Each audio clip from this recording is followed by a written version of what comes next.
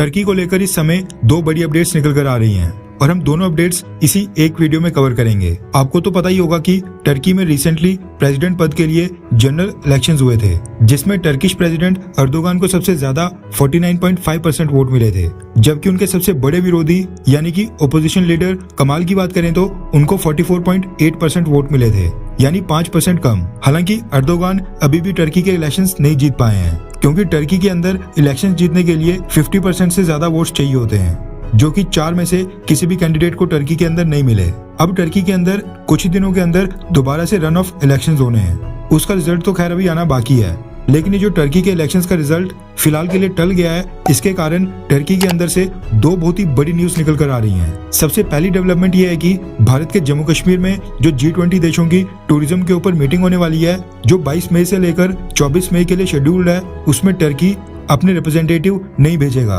Hindustan times के article का screenshot आपकी स्क्रीन के ऊपर है। रिपोर्ट्स निकल कर आ रही हैं कि क्योंकि अभी टर्की के अंदर इलेक्शन के रिजल्ट नहीं आए हैं, इसलिए हो सकता है कि अर्दोगान ऐसा करके टर्की के लोगों के अंदर कश्मीर और दुनिया भर के मुस्लिम्स के हिमायती के तौर के ऊपर अपनी छवि को और भी मजबूत करने के लिए अर्दोगान टर्की की टीम को कश्मीर में जाने से रोक सकते हैं। क्योंकि इलेक्शन के रिजल्ट आने से पहले टर्की ने अरुणाचल प्रदेश में G20 की मीटिंग में भी अपने अधिकारी को भेजा था, और जो भी कश्मीर में G20 फ्रेमवर्क के अंडर यूथ 20 की मीटिंग्स और कंसल्टेशंस हुई थी, जिसमें G20 देशों ने अपने यूथ डेलीगेट्स भेजे थे, उसमें टर्की के यूथ डेलीगेट्स कश्मीर के अंदर प्रेजेंट थे। वो मीटिंग भी कश्मीर में ही हुई थी, उसमें तो टर्की प्रेजेंट रहा था। ऐसे में अब पहले इलेक्शन के रिजल्ट के बाद अपनी टीम को G20 देशों की टूरिज्म से संबंधित मीटिंग में न भेजना, ये साफ दर्शाता है कि अर्दोगान एक तीर से दो निशाने मार रहे हैं। एक तो पाकिस्तान के सामने कहने के लिए हो जाएगा कि हम आपके कहने पर G20 की मीटिंग अटेंड करने नहीं गए। दूसरा तो टर्की के लोगों के सामने भी ऐसी इमेज बन जाएगी कि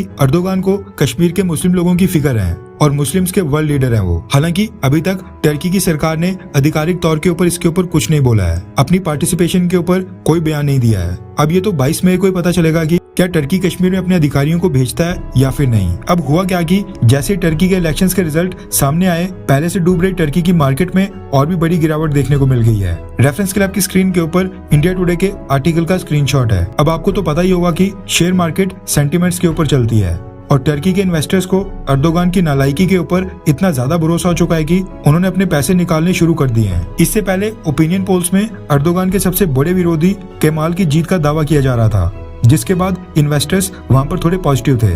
लेकिन पहले रिजल्ट के बाद टर्की के इन्वेस्टर्स की आंखें खुल गई हैं।